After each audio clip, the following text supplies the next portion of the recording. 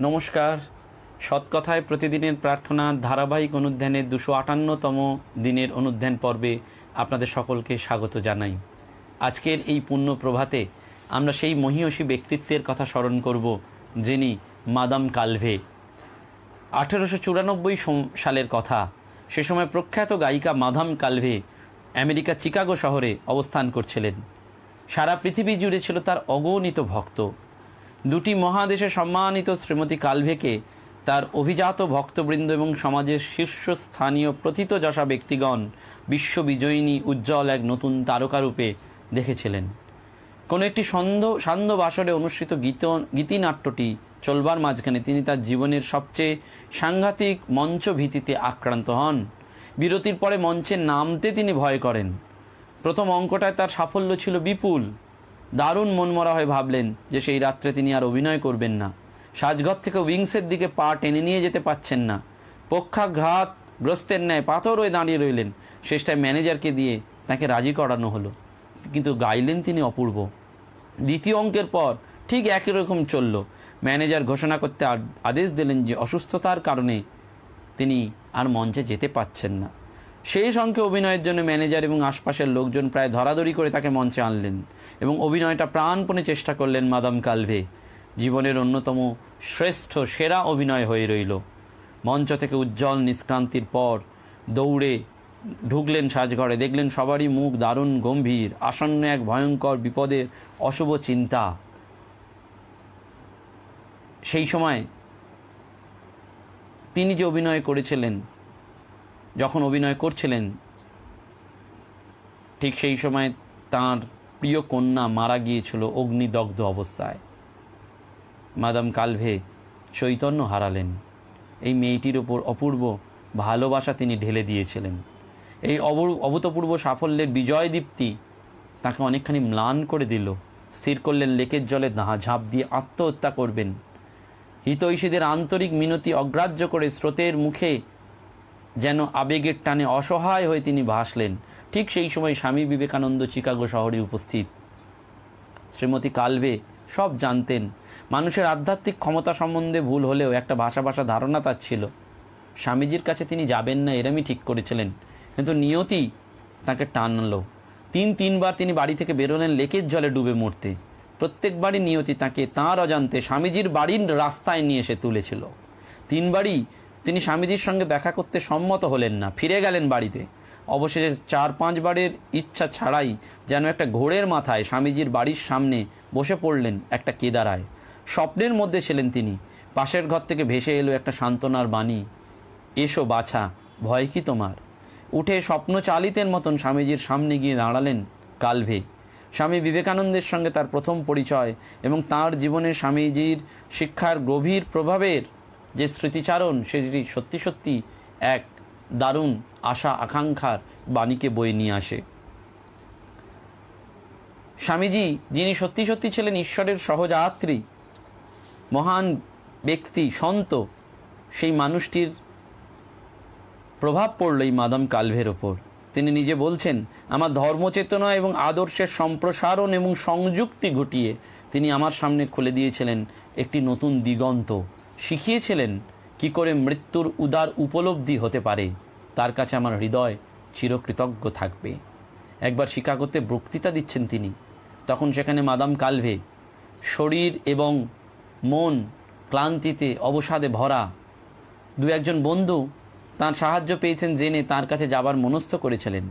ঘরে ঢুকে এক মুহূর্তে নিঃশব্দে দাঁড়িয়ে রইলেন মাদাম কালভে। ধ্যান সমাহিত মূর্তি, মাটিতে দৃষ্টি নিবন্ধ। একটু পরে চোখ না তুলতেই তিনি বললেন, মা, তোমার চারপাশে তো দারুণ ঝামেলা গো, শান্ত হও, নইলে চলবে কি করে। তখন যে মানুষটি আমার নাম পর্যন্ত জানতেন না, তিনি আমার সমস্ত গোপন সমস্যা এবং ভাবনা চিন্তার কথা বলে যেতে লাগলেন। এমন সব বিষয় তিনি বলেছিলেন যেগুলো আমার ঘনিষ্ঠতম বন্ধুদেরও অজ্ঞাত ছিল। অলৌকিক, অতিলৌকিক বলে তার মনে হয়েছিল। শেষকালে তিনি বললেন, আপনি কি করে এত সব জানতে পারলেন? আপনার কাছে কি আমার কথা বলেছে? আমার দিকে তাকিয়ে হাসলেন, যেন মনে হলো একটা বাচ্চা মেয়ে তাকে প্রশ্ন করেছে স্বামীজিকে। কেউ কিছু বলেনি আমায়, স্বামীজি বললেন। তুমি কি মনে করো তার কোনো দরকার ছিল? বইয়ের খোলা পাতার মতন তোমার মনটা আমি দেখতে পাচ্ছি। অবশেষে যখন বিদায় নিতে গেলেন, যখন স্বামীজি বললেন সব ভুলতেই হবে তোমাকে, সুখে থাকো, আনন্দে থাকো, শরীরটাকে ঠিক রাখো, দুঃখ নিয়ে বসে বসে এরূপ ভাবতে নেই, মনে যে যে আবেগ উঠবে সেগুলোকে চিরন্তন কোনো রূপ দেওয়ার চেষ্টা করো, তোমার আধ্যাত্মিক সুস্থতার জন্য তা দরকার, তোমার শিল্পী জীবনের এটাই দাবি তোমার কাছে। তার ব্যক্তিত্ব এবং কথায় মুগ্ধ হয়েছিলেন মাদাম কালভে। মাথার ভেতরে তার যে অস্থিরতাগুলো জট পাকাচ্ছিল সেগুলো মন থেকে বার করে দিয়ে নির্মল সুন্দর ভাবনা চিন্তায় তিনি ভরে উঠলেন। তার ইচ্ছা শক্তির জোরে তিনি যেন আবার নতুন জীবনে প্রবেশ করলেন। কোনো সম্মোহন বিদ্যা বা জাদু শক্তি স্বামীজি প্রয়োগ করেননি। তার চারিত্রিক দৃঢ়তা, সৎ উদ্দেশ্য এবং আন্তরিকতা মিলেমিশে এমা কালভের মনে যে বিশ্বাসটি স্বামীজি উৎপাদন করেছিলেন তারই ফলশ্রুত যখন তিনি পরে চিনেছিলেন ভালো করে তাঁকে, তখন এমা কালভের মনে হয়েছিল যে কারুর বিশৃঙ্খল ভাবনাগুলোকে ঘুম পাড়িয়ে দিয়ে প্রশান্ত আত্মমগ্নতায় তাকে সমাহিত করে দেওয়ার ক্ষমতা ছিল স্বামী বিবেকানন্দের। তখন তাঁর কথায় সম্পূর্ণ মনোযোগ দেয়া তার পক্ষে আর অসম্ভব হতো না। এবং এর বৈজ্ঞানিক ব্যাখ্যাটি কীরকম ছিল, যে এমনকি যে শিষ্য কখনো কোনো কঠোর সাধনা করেনি তার মধ্যেও উপলব্ধ জ্ঞান সঞ্চারিত করে দিতে পারেন একমাত্র উপলব্ধিবান কোনো মানুষ উচ্চ আধ্যাত্মিক মার্গে যখন তিনি প্রতিষ্ঠিত হয়ে যান। স্বামীজির নিজেরই সেই অভিজ্ঞতা হয়েছিল। স্বামীজি নিজে তার বক্তৃতায় বলছেন, সেই মানুষটির শ্রীরামকৃষ্ণের কাছে দিনের পর দিন যেতে শুরু করলাম, সত্যি সত্যি ধর্ম দেয়া যেতে পারে তার প্রত্যক্ষ অভিজ্ঞতা হলো। সামান্য একটু ছোঁয়ায়, একটি দৃষ্টিতে গোটা জীবনটাই পাল্টে যেতে পারে। বুদ্ধ, খ্রিস্ট, মোহাম্মদ, প্রাচীনকালের এইসব মহাপুরুষদের কথা পড়ে জেনেছিলাম কিভাবে তারা উঠে দাঁড়িয়ে যেই বলতেন যাও সেরে যাবে তুমি, অমনি সেই অসুস্থ ব্যক্তি সুস্থ হয়ে উঠত। দেখলুম কথাটা মিথ্যে নয়। এই মানুষটি দেখা মাত্রই সব সংশয় দূর হয়ে গেল। এটা হয়ে থাকে। আমার আচার্যদেব বলতেন, ওরে জগতের আর 5টা জিনিস যেমন দেওয়া নেওয়া করা যায়, তার থেকে ঢের বেশি প্রত্যক্ষভাবে ধর্মের আদান প্রদান চলতে পারে। এই যে direct give and take of religion, সেইটি যেন স্বামী বিবেকানন্দ শ্রীরামকৃষ্ণের কাছে পেলেন এবং সারা জীবন সেইটি তিনি দিয়ে বেড়ালেন। মাদাম এমা কালভে যেন তার জ্বলন্ত এক দৃষ্টান্ত। ডক্টর হান্স জেকবস বলে এক পাশ্চাত্য মনোবিদ পাশ্চাত্য মনসমীক্ষণ এবং হিন্দু সাধনা নিয়ে একটি বই লিখেছিলেন। তিনি বলেছিলেন, আসলে আত্মাই যে ঈশ্বর, ভারতীয় বেদান্তের এই ধারণার থেকে বৃহত্তর আর কোনো অনুপ্রেরণাই নেই যা শক্তি এবং সামর্থ্য যোগাতে পারে। প্রকৃতপক্ষে যত বেশি আমাদের দৈব উত্তরাধিকারের কথা ভাবা যায়, ঠিক ততটাই আমরা দেবত্ব অর্জন করি। ভ্রমই দুঃখের কারণ এবং শেষ পর্যন্ত তা দুর্বলতারই পরিণাম। ফলত শক্তির মধ্যেই প্রতিকারের সন্ধান মেলে এবং ব্যক্তিকেন্দ্রিক চিন্তার পরিবর্তে সর্বজনীন চেতনার জ্বরেই শক্তি লাভ করা যায়। চেতনা দু রকমের, সমষ্টিগত চেতনা এবং ব্যষ্টি চেতনা। এই যে ব্যক্তি চেতনার মধ্যে স্থূল শরীর, সূক্ষ্ম শরীর, কারণ শরীরের কথা আমরা পাই, যেখানে সাক্ষী চৈতন্যের কথা পাই, সেখানে সমষ্টিগত চেতনার ক্ষেত্রে সেই হিরণ্যগর্ভ, বৈশ্বানর, পুরুষোত্তম এবং ঈশ্বরের ধারণাটি আমরা পাই। সেই জন্য ঠাকুর বারবার বলছেন যে তোমাদের চৈতন্য হোক। সে চৈতন্য বিশ্বজনীন চৈতন্য, এবং সেই চৈতন্য হলে কি হয় বলছেন, ওই বাঁখাড়ি যেমন থাকে তার মধ্যে, যেমন কাঠের বাঁখাড়ি কোনো খোলের মধ্যে থাকলে সেইটি নড়চড় করলে ভেতরে যেন মনে হয় যে ওই গোটা খোলটাই নড়নচলন করছে। আমাদের ভেতরে চৈতন্য আছে বলেই আমরা এই মুভমেন্টটি করছি।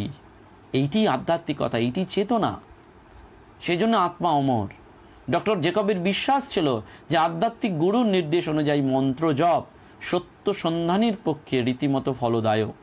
তার কথায় সুনির্বাচিত মন্ত্রের এমনই গুণ, তার দ্বারা দৃষ্ট ভাবতরঙ্গের ফলে সাধকের মানসিক ত্রুটিসমূহের প্রতিরোধ জন্মায়।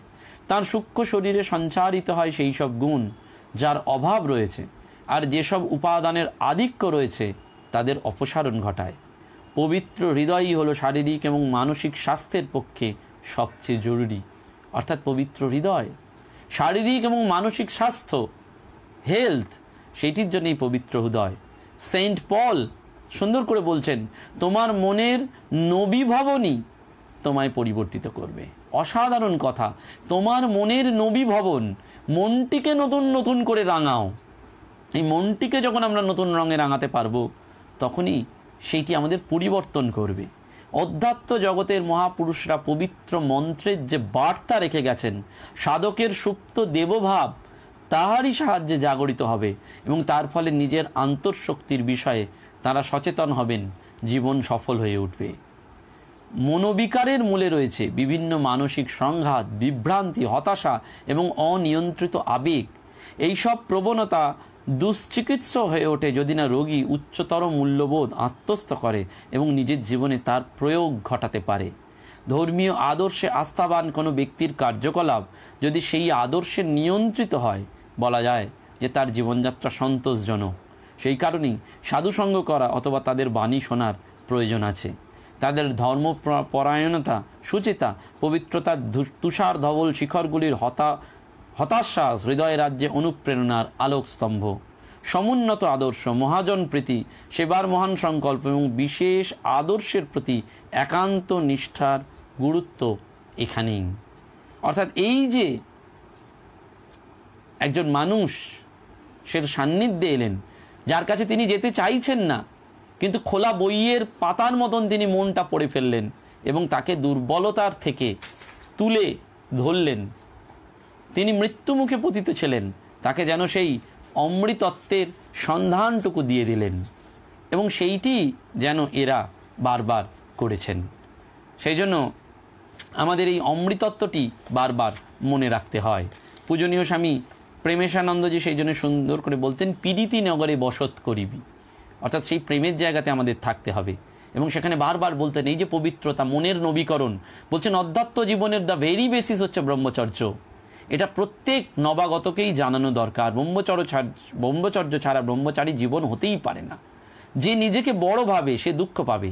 সাধুর জীবনে দীনতা অতি মহামূল্যবান সম্পদ। সাধুর জীবনে দীনতা, তার উচিত গীতার 16 অধ্যায় ভালো করে পড়ে নেওয়া। ইউনিভার্সিটিতে পড়ে এলে কিছু না কিছু বুদ্ধির বিকাশ হয়, 10 জনের সঙ্গে মিশে একটা কালচার, ইন্টেলিজেন্ট লোক দেখে এক্সপ্যানশন হয়। তিনি খুব সুন্দর করে বলছেন স্বামী প্রেমেশানন্দজি মহারাজ। আর স্বামীজি এত কিছু বলছেন না, কিন্তু এই এমা কালভেকে আধ্যাত্মিকতার দ্বারা বিপর্যয় থেকে যেন স্বর্গে পৌঁছে দিয়ে যেতে পারছেন। সেজন্য যেন আমাদের বারবার মনে হয় যে এই যে চিন্তা যেখানে কাজ করে সেখানেই মানুষ যেন এগিয়ে যেতে পারে। সেই কবির কথায় আছে, কোথায় স্বর্গ কোথায় নরক, কে বলে তা বহুদূর, মানুষেরই মাঝে স্বর্গ নরক, মানুষেতেই সুরাসুর। মানুষের মধ্যেই দেবতা, মানুষের মধ্যেই অসুর, মানুষের মধ্যেই হতাশা রয়েছে। সেই জন্য মানুষের কাজ দান করা, তার সাথে সাথে কামনাকে দমন করা এবং অন্যকে দয়া করা। অর্থাৎ দান করা, দয়া করা এবং দমন করা। দ্য ওয়েস্টল্যান্ডে বিপর্যস্ত মানুষ এই 3টি পথ অবলম্বনেই আধ্যাত্মিকতার স্বর্গে পৌঁছে যেতে পারে। উপনিষদের শিক্ষা আমাদের সেইটিকেই বারবার শিখিয়ে দেয়, আমাদের বারবার মনে করিয়ে দেয় যে এই জীবনে দুর্বলতাই হচ্ছে মহাপাপ। স্বামীজি বারবার সেই জন্য বলছেন মাভৈ মন্ত্রের কথা, স্বামীজি বারবার অভিমন্ত্রের কথা বলছেন, স্বামীজি বারবার আমাদের এগিয়ে যেতে বলছেন। এবং সেই জন্য স্বামীজি বারবার বলেছেন যে জাতীয় জীবনের প্রধান সমস্যাগুলোর গভীরতর জায়গায় গিয়ে চিন্তা করে তিনি বলছেন, মাথায় কাজ যা তা আমি করেছি, তোমাদের অত ভাবতে হবে না, তোদের কাজ ওই পথে চলা এবং চিন্তাগুলোকে কাজে পরিণত করা। অর্থাৎ স্বামীজি বুদ্ধির কাজ, মাথার কাজটা করে দিয়েছেন, আমাদের কাজ সেই অনুযায়ী তার চলা পথে জীবনে সেটি পরিণত করা। সেই জন্য স্বামীজি বারবার বলছেন, জীবন যদি ক্ষণভঙ্গুর, মৃত্যু যদি সুনিশ্চিত, তবে কেন তা মহৎ কার্যে উৎসর্গ করিব না। অর্থাৎ আমাদের জীবন তো ক্ষণভঙ্গুর, আজ আছে কাল নেই, মৃত্যু আমাদের কাছে সুনিশ্চিত, তাহলে আমরা কেন মহৎ কাজে এগিয়ে যাব না? এবং এই মহৎ কাজে এগোনোর জন্যে আমাদের পরিবেশটিকে উপযুক্ত করতে হয়, অনুপযুক্ত পরিবেশকে। আমরা জানি যে আমরা দুটি পরিবেশের মধ্যে বাস করি, একটা প্রাকৃতিক পরিবেশ আর সামাজিক পরিবেশ। মানুষ কেবল প্রথমটি ফার্স্টে নিয়েই সচেতন থাকে, দ্বিতীয়টি নিয়ে নয়। কিন্তু দ্বিতীয়টিকে প্রসারিত হিসাবে এক্সপ্যানশন অফ দ্য ফার্স্ট বলা যেতে পারে। সেজন্য আমাদের সামাজিক পরিবেশকেও অত্যন্ত মান্যতা দিতে হয়। যে সমাজ থেকে আমরা উঠে রয়েছি, স্বামীজি আমাদের সেই দৃষ্টিভঙ্গির পরিবর্তনের কথা বারবার বলছেন। এই দৃষ্টিভঙ্গির পরিবর্তনের মধ্যে দিয়েই আমরা অনন্য সত্যকে লাভ করতে পারি এবং নৈতিক আধ্যাত্মিক উপলব্ধির দরজাটা আমাদের কাছে খুলে যায়। সেইটি এই এমা কালভের জীবনে ঘটেছিল। সেই জন্য আমরা যেন বারবার মনে করি যে এই মহাপুরুষদের স্মরণ করলে পবিত্র আনন্দ লাভ হয়, হৃদয়ে সেটা সমাবেশ করে এবং সেই অমৃতস্ব পুত্র, আমরা যে অমৃতের পুত্র যেটা এমা কালভে ভুলে গিয়েছিলেন, স্বামীজি যেন সেইটি আমাদের বারবার জানিয়ে দিয়েছেন যে অদ্বৈতের সঙ্গে মানব সেবাকে যুক্ত করো। ওই যে মনটি যদি পরিবর্তিত হয়, যেটা সেন্ট পল বলছেন, স্বামীজিও সেটি বলছেন, ধর্ম দিতে জানতে হয়। ঠাকুর সেই ধর্মটি দিতে পেরেছিলেন, স্বামীজি সেটি গ্রহণ করেছিলেন এবং আমাদের কাছেও বারবার বলেছেন একটি কথা, তোমরা সহস্র সহস্র সমিতি গঠন করতে পারো, 20,000 রাজনৈতিক সম্মেলন করতে পারো, 50,000 শিক্ষালয় স্থাপন করতে পারো, এসবের কিছুই ফল হবে না যতদিন না তোমাদের ভেতর সেই সহানুভূতি, সেই প্রেম আবির্ভূত হয়, যতদিন না তোমাদের ভেতর সেই হৃদয় জাগ্রত হয় যে হৃদয় সকলের জন্যে অনুভব করে, যতদিন না ভারতে আবার বুদ্ধের হৃদয়বত্তা দেখা যায়, যতদিন না ভগবান শ্রীকৃষ্ণের বাণী কর্মজীবনে পরিণত হয়, ততদিন আমাদের আশা নাই। তোমরা সর্বদা বড় বড় কথা বলিতেছ, কিন্তু তোমাদের সম্মুখে এই কর্ম পরিণত বেদান্ত স্থাপন করিলাম। তোমাদের এই ক্ষুদ্র জীবন বিসর্জন দিতে প্রস্তুত হও। যদি এই জাতি জীবিত থাকে, তবে তুমি আমি আমাদের মতন হাজার হাজার লোক যদি অনাহারে মরে, তাতেই বা ক্ষতি কী? এই বিশাল হৃদয় সন্ন্যাসী এমা কালভের সামনে দণ্ডায়মান হয়ে তাঁর জীবনকে পরিবর্তিত করে আমাদের কাছেও যেন সেই বার্তাটি দিয়ে গেলেন যে দুঃখকে ঝেড়ে ফেলে ওঠো, জীবনে আনন্দ লাভ করো এবং স্রষ্টার যে সৃষ্টি তাতে তোমার নিজ জীবন শিল্পকে বিকশিত করার মধ্যে দিয়ে ফুটে ওঠো, প্রস্ফুটিত হও। সকলকে প্রণাম জানিয়ে আজকের অনুধ্যানের এখানেই পরিসমাপ্তি। নমস্কার, ধন্যবাদ।